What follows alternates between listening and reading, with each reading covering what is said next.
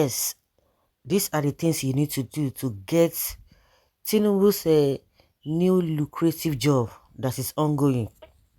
I think, for a very limited time, or maybe as time goes on. But as we speak now, if you want to get lucrative job from Tinubu, these are the things that you need to do. Wow, it's as simple as that.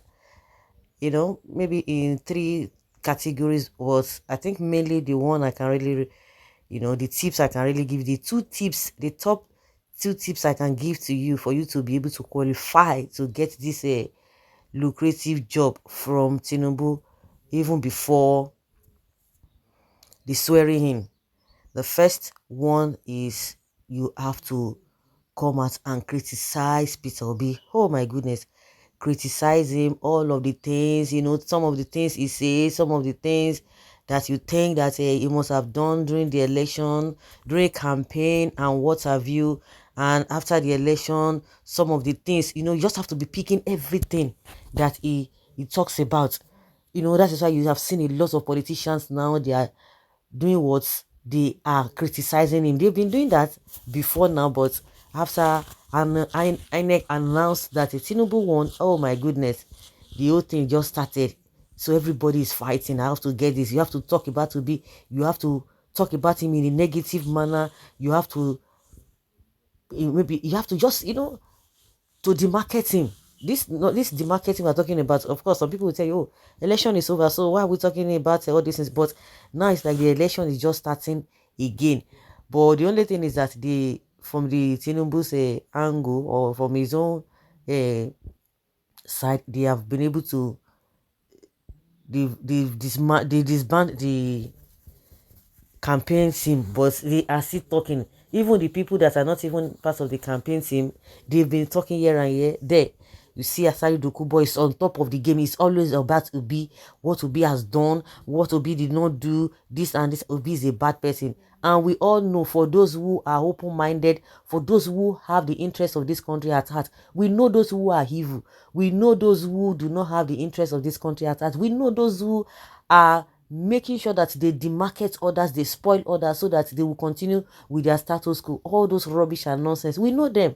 And we know those who are on the side of, oh, it is my person, it is from my tribe, it has to be this.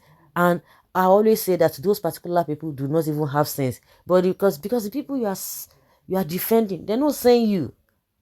They're not saying you. All these 8 years that they have done all manner of rubbish, did they come to your rescue? No.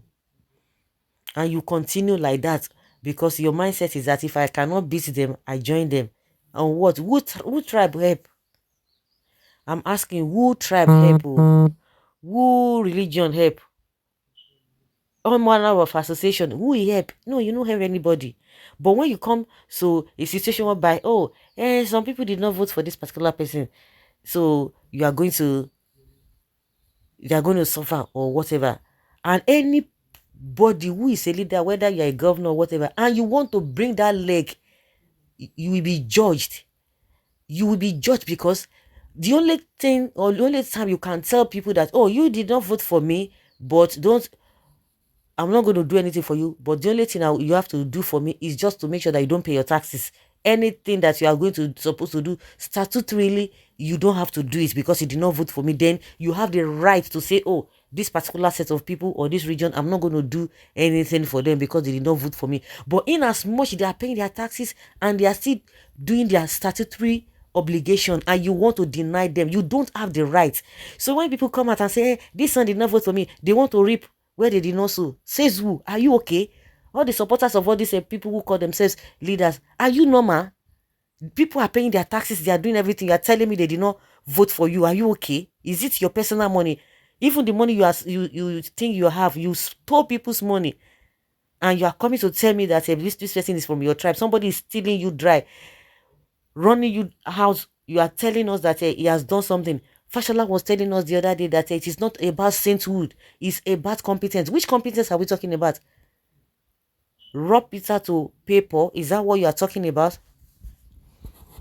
If people at that level, they call themselves son, and that is why you see that even our educational system is not even accepted in most places, because They know they have to school, even if they want to take here, they have to scrutinize you and get you do their own to be on their own standard level of how they do things. They have to give you exams so that they will monitor you proper. So what we are saying now is that if you want to get appointments, if you want to get a whatever now, just be talking about Obi. You see Asari Dokubona is playing the game very well, because I see no reason why. Because when you see people who are corrupt, they are accusing somebody who is not corrupt, who is not as corrupt as they are.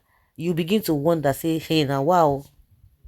So they are doing that, and you see somebody like a Afegbua. Oh my goodness, everything is all about Obi, Obi, Obi, Obi, and I think that Obi even got all those votes he got through people who came out, because almost 95% of the politicians, they came against Obi because they know what he can do.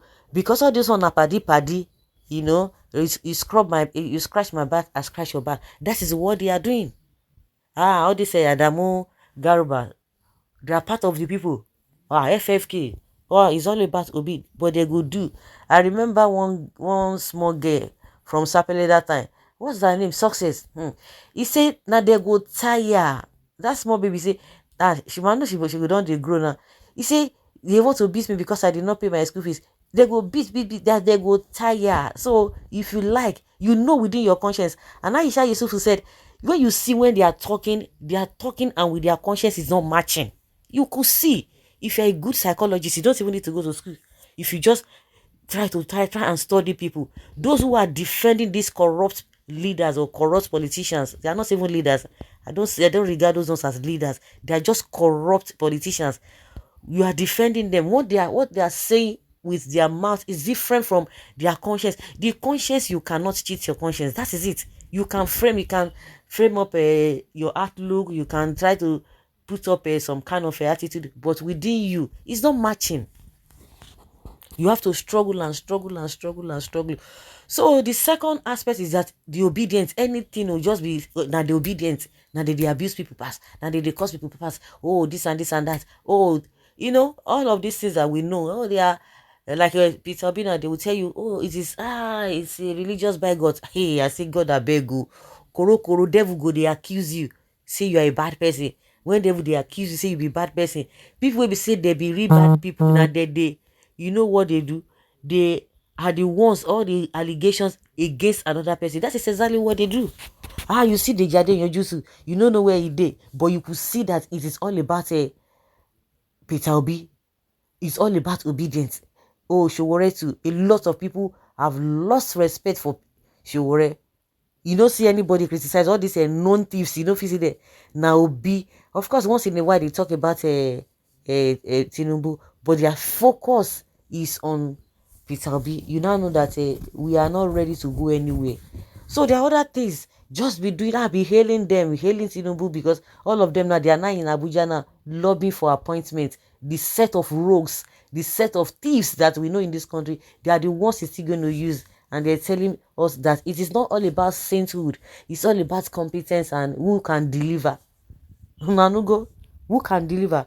So these are the top two things that you need to do for you to get qualified for this lucrative job that Tinubu is about to dish out to people. So the ball is in your court. So guys, leave your comment down there below and let us have your take.